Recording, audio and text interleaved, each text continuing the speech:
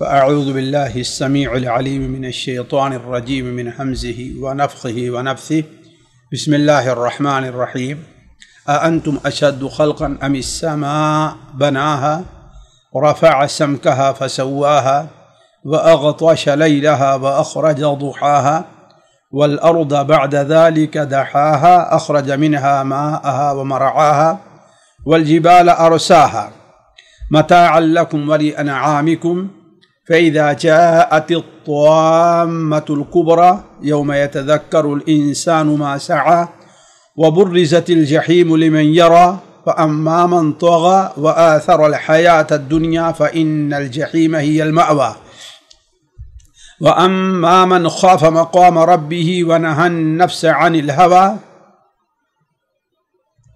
فإن الجنة هي المأوى۔ اس سے پہلے اس سورت کا پہلا مقطع جو تھا اس میں اللہ تبارک و تعالی نے فرشتوں کی اور ان کی مختلف متعدد صفات کی قسمیں کھا کر کے قیامت کے واقع ہونے پر کا بیان، قیامت کے واقع ہونے کو بلکہ قیامت آنے کی حقانیت کو بیان فرمایا تھا۔ پھر اس کے بعد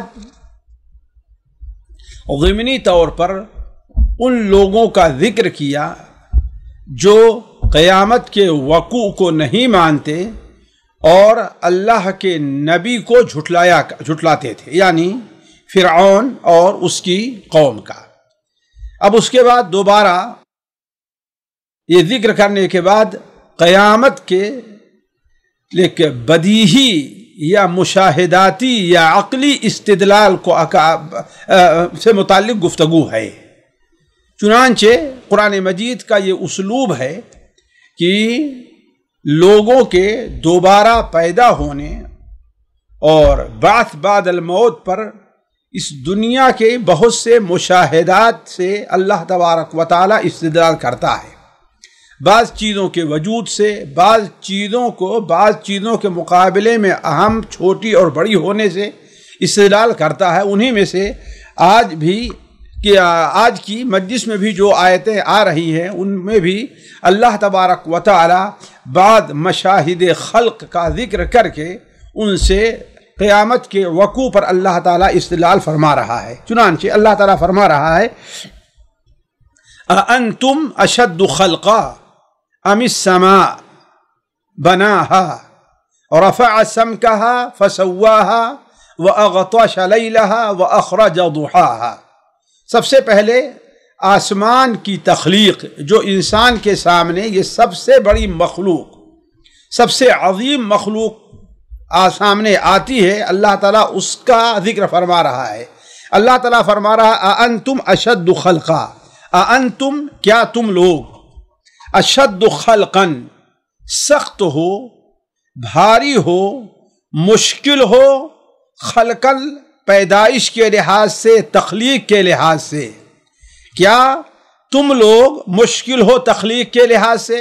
یعنی تمہارا پیدا کیا جانا مشکل ہے، ام السماء یا آسمان کا۔ اور یہاں پیدا کیے جانے سے دوبارہ پیدا کیا جانا، دوبارہ اٹھایا جانا مراد ہے، اس لیے کہ انہیں اس پر تو اعتراض تھا ہی نہیں کہ ہم پیدا کیے، نہیں، انہیں جو اصل شبہ تھا کہ جب ہم سڑ گل جائیں گے، مٹی ہو جائیں گے تو ہم دوبارہ کس طریقے سے اٹھائے جائیں گے، ہماری بعثت کیسے ہو سکتی ہے؟ تو اسی سے متعلق اللہ تعالیٰ ارشاد فرمایا أَأَنْتُمْ أَشَدُّ خَلْقًا، کیا تم سخت ہو خلق کے لحاظ سے یا آسمان، یعنی یہ آسمان جو اس قدر بلند ہے، جو اس قدر وسیع ہے، یہ آسمان جو اس قدر خوبصورت ہے، یہ آسمان جو اللہ تبارک و تعالی کی قدرت کا ایک مظہر ہے، اس کا پیدا کرنا مشکل ہے یا دوبارہ تمہیں پیدا کرنا مشکل ہے؟ جو اللہ تبارک و تعالی یہ آسمان بنا سکتا ہے، آسمان میں تاروں کو جڑ سکتا ہے، آسمان میں سورج اور چاند کو رکھ سکتا ہے، جو اللہ تعالیٰ آسمان اور اس سے اوپر کی پوری کائنات کا رب اور خالق ہے، جس میں لاکھہ فرشتے اور کروڑہ بلکہ اربہ ارب فرشتے ہیں، جو اللہ تبارک و تعالیٰ اتنی بڑی مخلوق کو پیدا کر سکتا ہے، وہ تمہارے دوبارہ پیدا کرنے پر یقیناً قادر ہے۔ یہ ہے تو انتم اشد خلقا، کیا تم پیدائش کے لحاظ سے زیادہ مشکل ہو، ام السماء، یا کہ آسمان۔ قرآن مجید میں اللہ تبارک و تعالی نے اس چیز کو کئی جگہ ذکر فرمایا ہے۔ ایک جگہ اللہ تعالیٰ ذکر فرماتا ہے لخلق السماوات والارض اکبر من خلق الناس ولکن اکثر الناس لا يعلمون۔ آسمان اور زمین کا پیدا کرنا اکبر، یہ بہت بڑی چیز ہے، من خلق الناس، لوگوں کے پیدا کرنے سے، لیکن اکثر لوگ اسے جانتے نہیں ہیں، جاننے کی کوشش نہیں کرتے ہیں۔ سورہ یاسین جسے عام طور پر آپ لوگ پڑھتے ہیں اور جس میں اللہ تبارک و تعالی نے قیامت اور بعث بعد الموت کا تذکرہ بڑی تفصیل سے کیا ہے، وہاں جہاں پر ایک کافر کا ایک شبہہ نقل کیا ہے، جس نے کہا تھا من یحیی العظام وہی رمیم، اللہ تبارک و تعالی وہ اللہ کے رسول صلی اللہ علیہ وسلم کے پاس مکہ کے ریتیلی زمین سے ایک بوسیدہ ہڈی لاتا ہے اور اپنے ہاتھوں سے مسل کر کہتا ہے، اور کہتا ہے کہ یا محمد اللہم صلی علی محمد، کیا اللہ تبارک و تعالی دوبارہ اس کو پیدا کرے گا، اس کو دوبارہ بنائے گا؟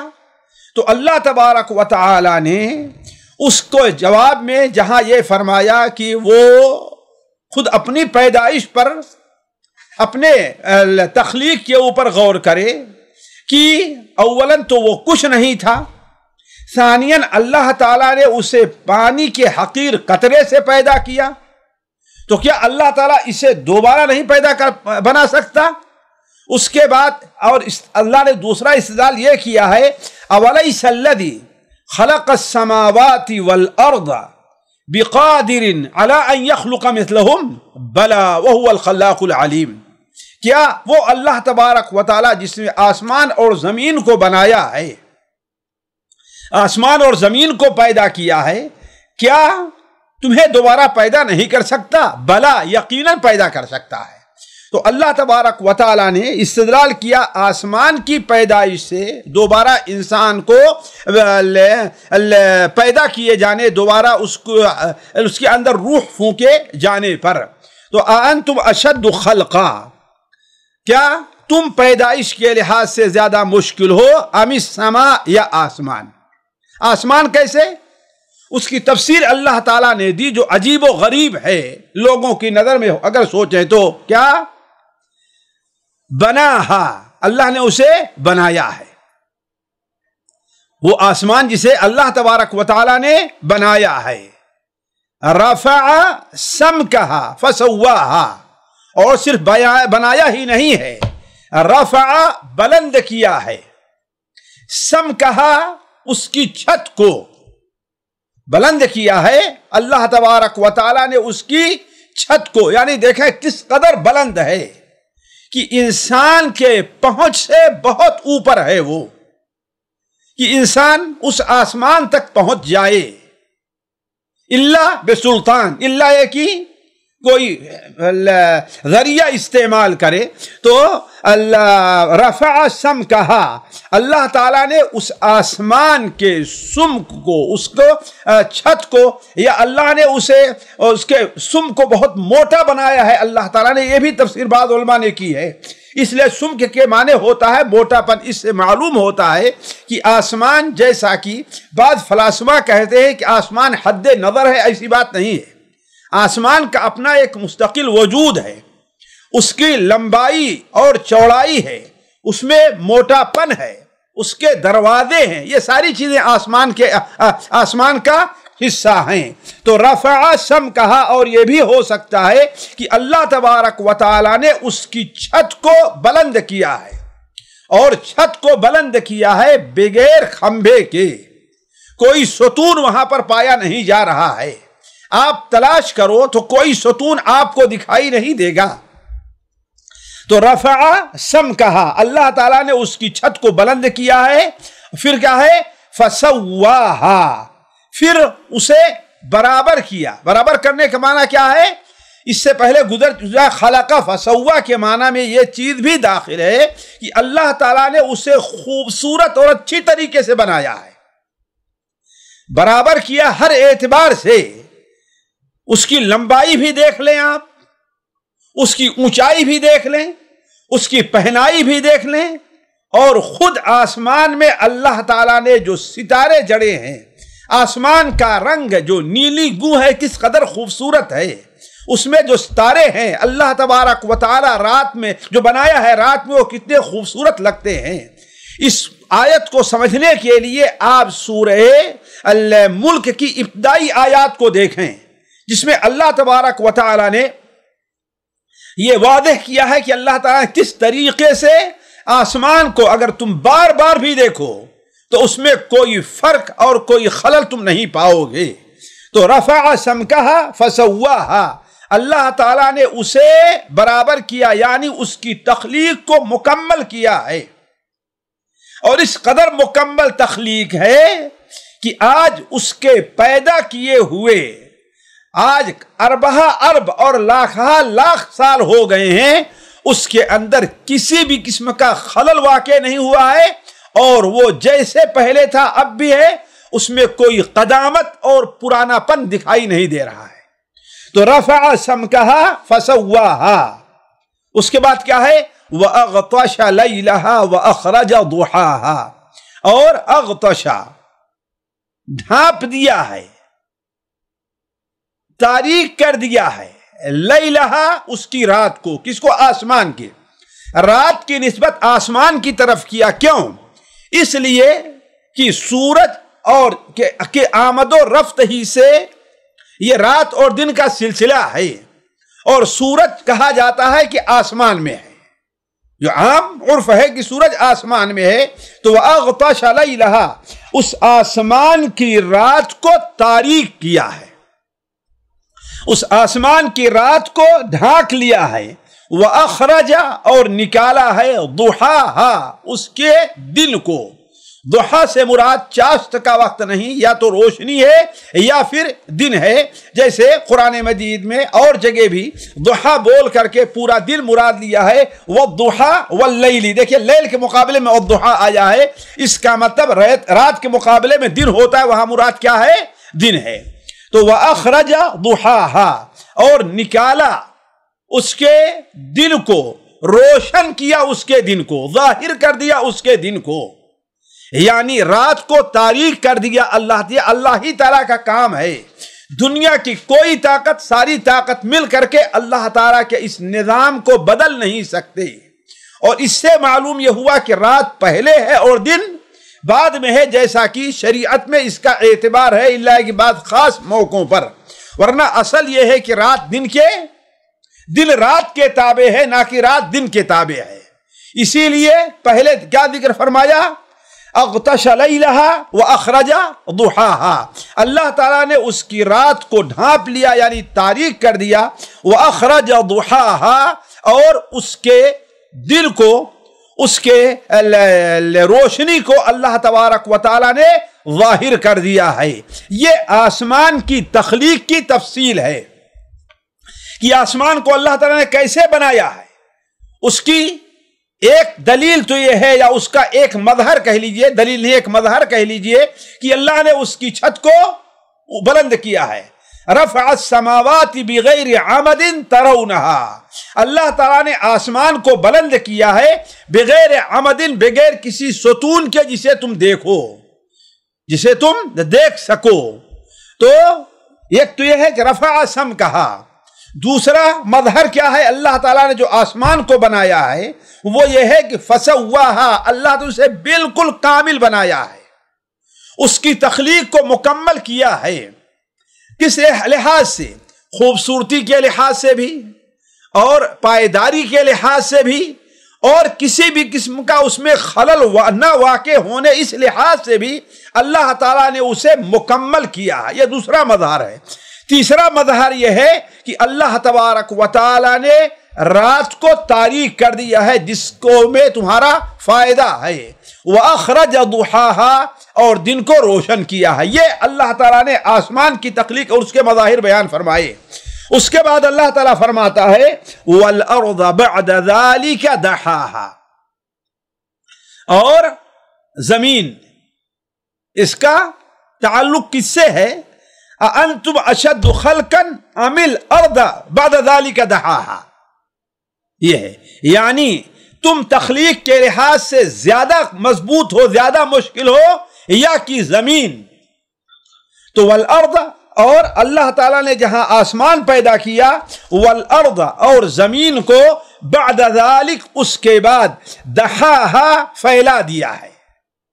دحا کے معنی ہوتے ہے پھیلا دینا، اور یہی معنی طحاہا کا ہے جو سورہ الشمس کے اندر واقع ہے۔ تو والارض بعد ذالک، اور زمین کو اس کے بعد کا دو مفہوم ہے ساتھیوں۔ ایک مفہوم تو یہ ہے کہ اللہ تعالیٰ نے زمین کو آسمان کے پیدا کرنے، اسے مکمل کر دینے، اس میں سورج چاند رکھ دینے، تاروں کو جڑ دینے کے بعد اللہ نے زمین کو پھیلایا ہے۔ ایک معنی تو یہ ہے، حالانکہ زمین کی پیدائش آسمان کی پیدائش سے پہلے ہے، جیسے سورہ بقرہ ہی سے لے لیجئے، بہت سی آیتوں کے اندر خود اللہ تبارک و تعالیٰ نے سورہ فصلت کے اندر جو بڑے واضح طور بیان فرمایا ہے کہ أَإِنَّكُمْ لَتَكْفُرُونَ بِالَّذِي خَلَقَ الْأَرْضَ فِي يَوْمَيْنِ وَتَجْعَلُونَ لَهُ أَنْدَادًا وَجَعَلَ فِيهَا رَوَاسِيَ مِنْ فَوْقِهَا وَبَارَكَ فِيهَا وَقَدَّرَ فِيهَا أَقْوَاتَهَا فِي 4 أَيَّامٍ سَوَاءً لِلسَّائِلِينَ ثُمَّ اسْتَوَىٰ إِلَى السَّمَاءِ، پھر اس کے بعد زمین کی طرف، آسمان کی طرف متوجہ ہوا۔ تو اس سے پتہ چلتا ہے، اور سورہ بقرہ کے ابتدائی آیتوں ہی میں ہے کہ اللہ تبارک و تعالیٰ نے پہلے زمین کو بنایا ہے اور پھر آسمان کو۔ لیکن یہاں پر کیا ہے؟ وَالْأَرْضَ بَعْدَ ذَلِكَ، اور زمین کو اس کے بعد۔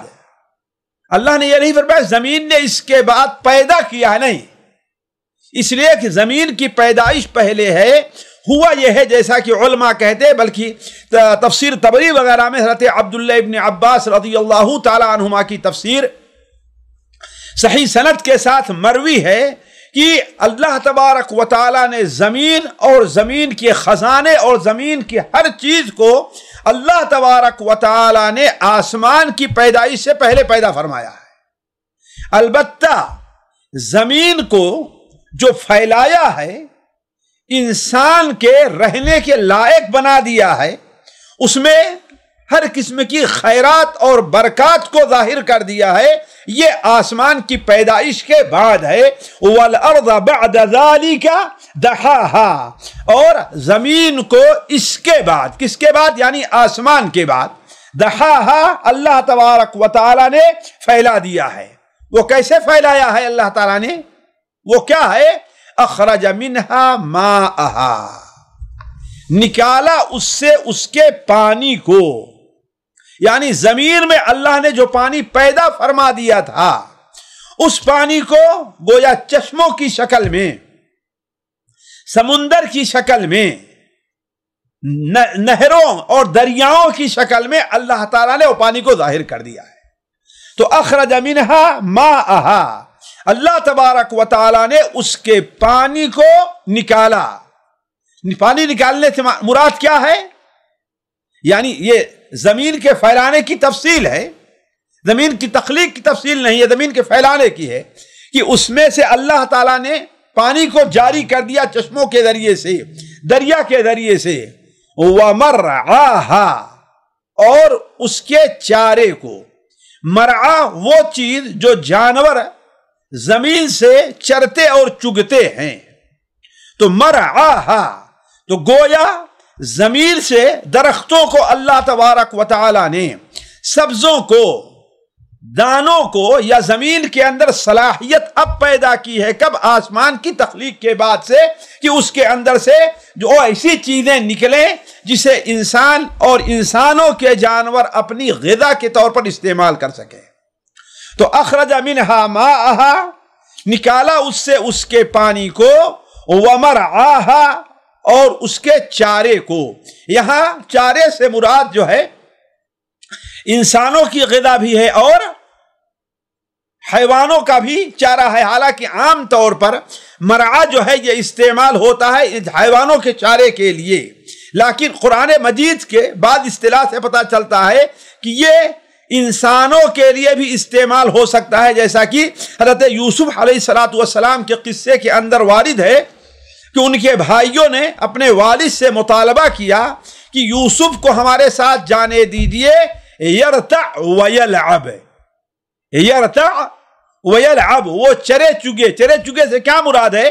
یعنی بعد جو نباتات ہوتی ہیں انسان اسے کھاتا ہے، اور جو درخت ہیں جو پھل ہے اس کو انسان لیتا ہے کھاتا ہے، اس سے مراد یہ ہے یرتع ویلعب۔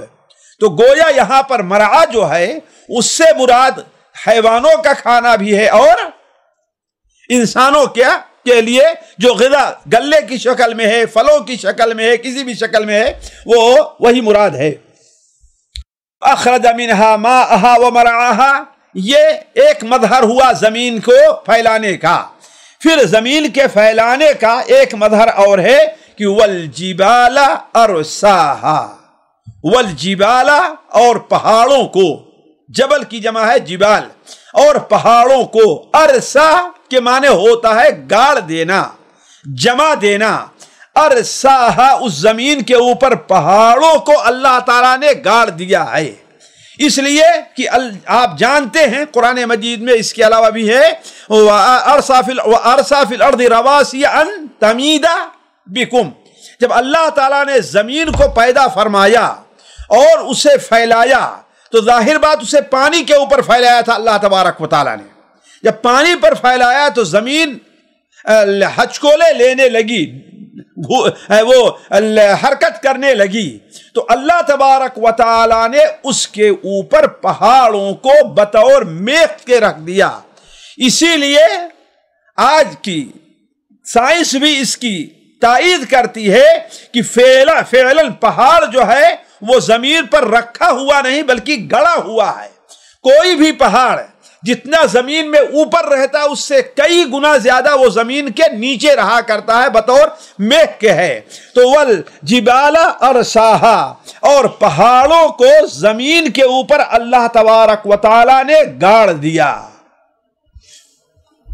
اس سے معلوم یہ ہوا کہ اللہ تبارک و تعالی نے پہاڑ کو زمین کے پھیلانے کے بعد اس کے اوپر گاڑا ہے، اور اس کا مقصد یہ ہے کہ یہ زمین جو ہے وہ حرکت نہ کرنے پائے۔ اس سلسلے میں ایک حدیث سنن ترمذی اور مسند احمد وغیرہ میں وارد ہے۔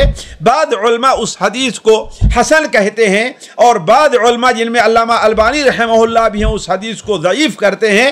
امام ابن کثیر رحمہ اللہ نے نقل کیا ہے، اس لیے میں اسے بطور عبرت کے نقل کرتا ہوں کہ اللہ تبارک و تعالیٰ نے جب زمین کو پیدا فرمایا تو زمین حرکت کرنے لگی، حرکت کرنے لگی تو اللہ تعالیٰ نے اس کے اوپر پہاڑوں کو پیدا کر کے بنا دیا اور گاڑ دیا۔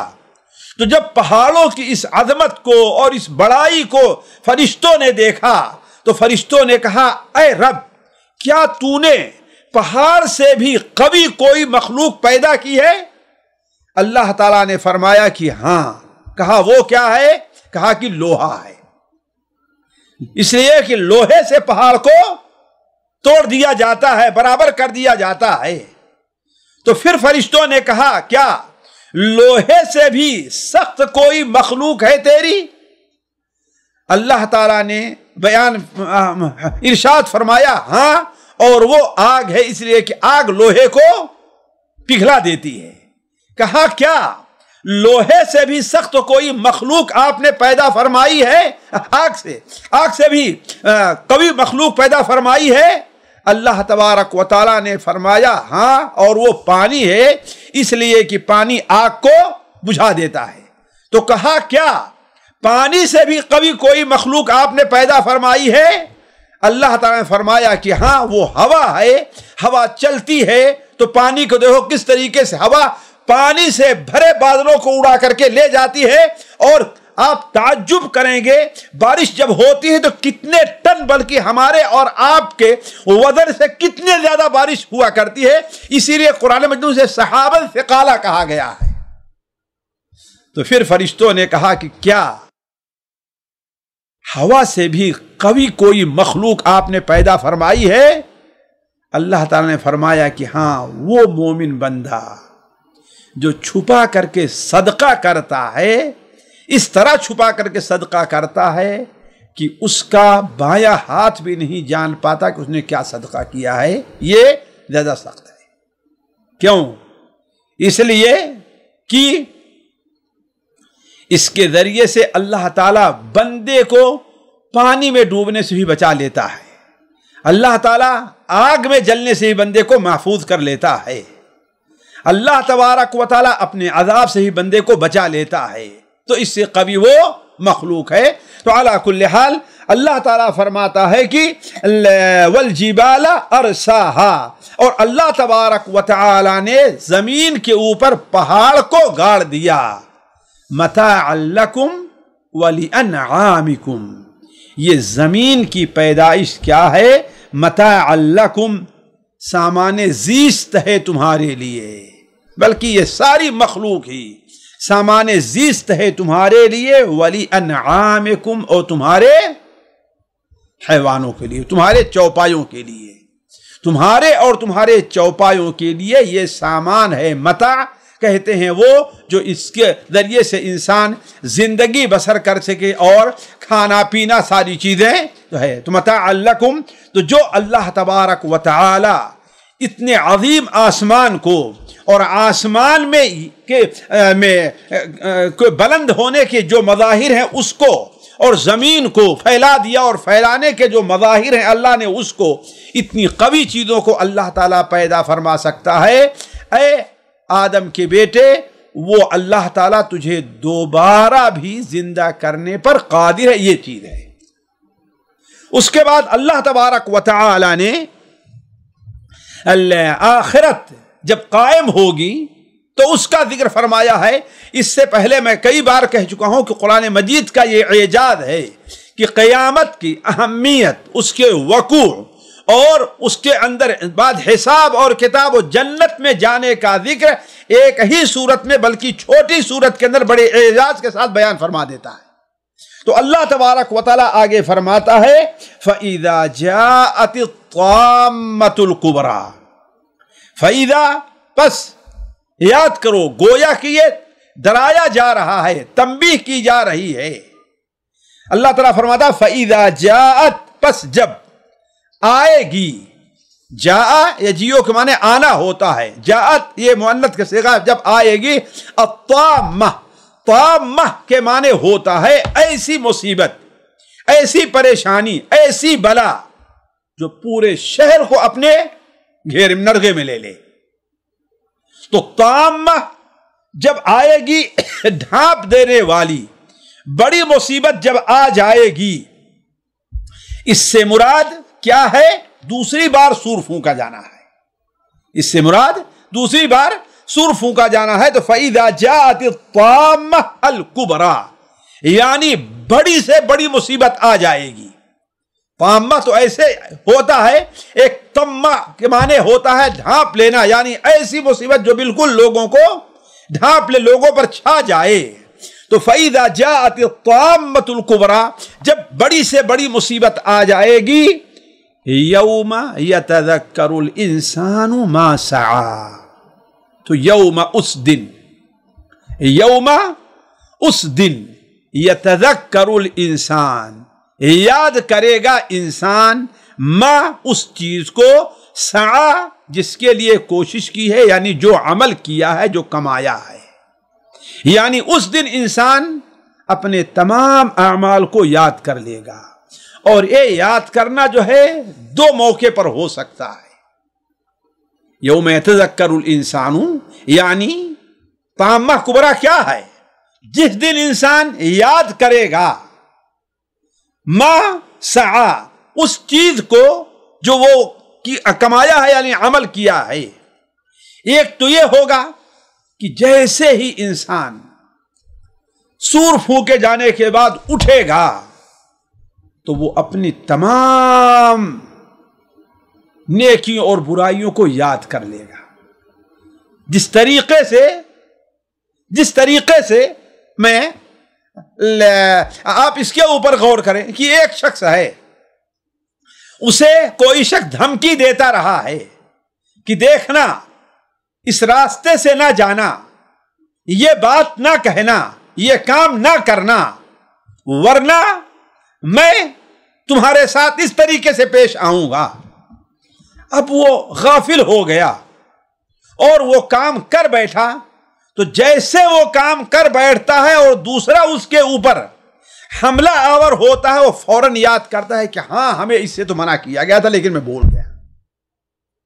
تو جیسے ہی سور پھونکا جائے گا اور انسان اٹھ کر کے فَإِذَا هُمْ قِيَامٌ يَنظُرُونَ، تو اس وقت انسان کو یاد آ جائے گا کہ اللہ کے نبی، اللہ کے نیک بندے ہمیں اس دن سے ڈراتے تھے لیکن ہم ان کی مخالفت کرتے اور ان کی تکذیب کرتے رہے. اور دوسرا معنی یہ ہو سکتا ہے کہ جب انسان کو اٹھایا جائے گا اور اس کے سامنے اس کا نامہ اعمال پیش کیا جائے گا تو تمام باتیں اس کے سامنے آ جائیں گی، جیسا کہ اللہ تعالیٰ نے قرآن مجید میں بڑی واضح طور بیان فرمایا ہے. سورہ کہف کے اندر اللہ تعالیٰ ارشاد فرماتا ہے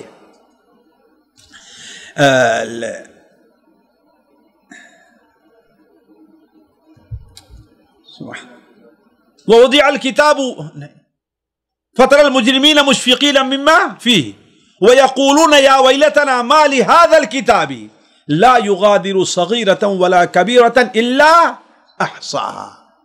اس دن جب اٹھائے جائیں گے تو کتاب ان کے سامنے رکھ دی جائے گی. هَذَا كِتَابُنَا يَنْطِقُ عَلَيْكُمْ بالحق انا كنا نستنسخ ما كنتم تعملون. تو اس دن انسان دیکھے گا کہ اس کے تمام چھوٹے بڑے گناہ، تمام چھوٹی بڑی نیکیاں ساری کے ساری وہاں پر درج ہیں. اور ظالم کیا کہیں گے؟ ما لهذا الكتاب لا يغادر صغيرة ولا كبيرة الا احصاها. یہ کتاب بھی عجیب کتاب ہے کہ لا یغادر صغیرۃ ولا کبیرۃ الا احصاها، کہ اس میں نہ میرا کوئی چھوٹا گناہ بچا ہوا ہے لکھنے سے اور نہ ہی کوئی بڑا گناہ. سورہ بنی اسرائیل میں اللہ تبارک و تعالی ارشاد فرماتا ہے وَنُخْرِجُ لَهُ يَوْمَ الْقِيَامَةِ كِتَابًا يَلْقَاهُ مَنْشُورًا اقرأ كِتَابَكَ كَفَى بِنَفْسِكَ الْيَوْمَ عَلَيْكَ حَسِيبًا. یعنی اللہ تبارک و تعالیٰ فرماتا نخرج لہ یوم القیامہ، قیامت کے دن ہم اس کے لیے کتاب لے آئیں گے جسے وہ کھلی ہوئی اپنے سامنے پائے گا. تو یہی معنی ہے یوم یتذکر الانسان ما سعی. اس دن طامۃ الکبریٰ کب ہے؟ وہ دن ہے، طامۃ الکبریٰ وہ دن ہے جس دن انسان یاد کرے گا ہر اس عمل کو جو کچھ اس نے کیا ہے. وَبُرِّزَتِ الْجَحِيمُ لِمَنْ يَرَى، اور ظاہر کر دی جائے گی، اور ظاہر کر دی جائے گی الجحیم، جہنم کو، لمن یرا، دیکھنے والوں کے لیے. دیکھنے کے لیے جہنم بالکل سامنے لے آ دی جائے گی، جیسا کہ بڑی مشہور حدیث ہے کہ جہنم کو 70,000 زنجیروں میں جکڑ کر کے لوگوں کو سامنے لے آیا جائے گا. آپ صلی اللہ علیہ وسلم کی وہ حدیث جو صحیح مسلم وغیرہ میں ہے عدی ابن حاتم سے کہ تم میں کا ہر انسان سے اللہ تبارک و تعالیٰ آمنے سامنے بات کرے گا، تمہارے درمیان اللہ کے درمیان کوئی ترجمہ کرنے والا نہیں ہوگا. دائیں دیکھے گا وہی کچھ پائے گا جو عمل کر کے آیا ہے، بائیں دیکھے گا وہی کچھ پائے گا جو عمل کر کے آیا ہے، اور سامنے دیکھے گا کہ جہنم چڑھاتی ہوگی. تو وَبُرِّزَتِ الْجَحِيمُ لِمَنْ يَرَى، پھر اس وقت کیا ہوگا؟ چلیے ٹھیک ہے، پھر فَأَمَّا مَنْ طَغَىٰ سے اگلی مجلس ہماری آپ کی انشاءاللہ ہوگی. اللہ تبارک و تعالیٰ سے دعا ہے کہ اللہ تعالیٰ ہمیں اور آپ کو قرآن مجید کے ساتھ جڑے رہنے کی توفیق عطا فرمائے. السلام علیکم ورحمۃ اللہ وبرکاتہ. سامعین کرام، ہمارے علمی اور عوامی دروس اور سوال و جواب کی مجلسوں سے آپ خود بھی مستفید ہوں اور اپنے دوست و احباب کے ساتھ بھی شیئر کریں۔ عین ممکن ہے کہ آپ کے شیئر سے کسی کی اصلاح اور آپ کے لیے صدقہ جاریہ بن جائے۔ واٹس ایپ پر اسلامک میسج حاصل کرنے کے لیے نمبر نوٹ فرمائیں: یعقوب عزیز 00966 5089 59707۔ واٹس ایپ سوال و جواب گروپ میں ایڈ ہونے کے لیے نمبر نوٹ فرمائیں: عبدالسلام عمری 00966 502627 نمبر بھیجتے ہوئے نام اور پتہ ضرور لکھیں۔ اسی طرح ہمارے یوٹیوب چینل اسلامی دعویٰ کو ضرور سبسکرائب کریں تاکہ ہماری ہر نئی اور اہم ویڈیو کی اطلاع آپ کو فوری حاصل ہو جائے۔ تمام دروس، مقالات اور سوال و جواب سیریز کے لیے ہماری مشہور ویب سائٹ www.islamidawah.com کا مشاہدہ کرتے رہیں۔ السلام علیکم ورحمۃ اللہ وبرکاتہ۔